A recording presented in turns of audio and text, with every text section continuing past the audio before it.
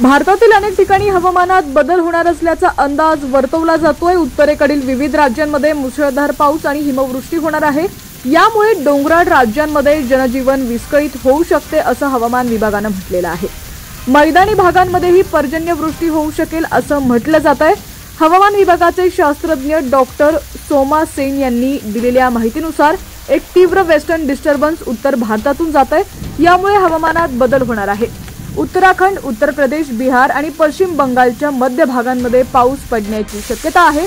अरुणाचल प्रदेशमध्ये मुसळधार पाऊस पडणार आहे। दक्षिण भारतातही पाऊस पडण्याचा अंदाज वर्तवण्यात आलेला आहे।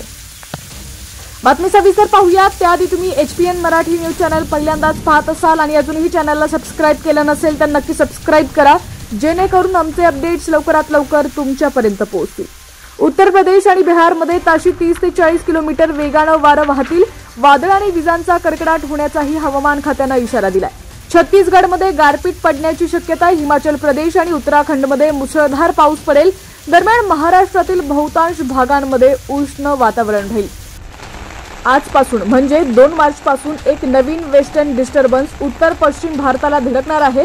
त्यामुळे हवामानात बदल होईल। जम्मू आणि काश्मीर, लडाख, हिमाचल प्रदेश, उत्तराखंड या राज्यात 2 ते 4 मार्च तर हिमाचल प्रदेशमध्ये 3 मार्चला मुसळधार पाऊस पडेल।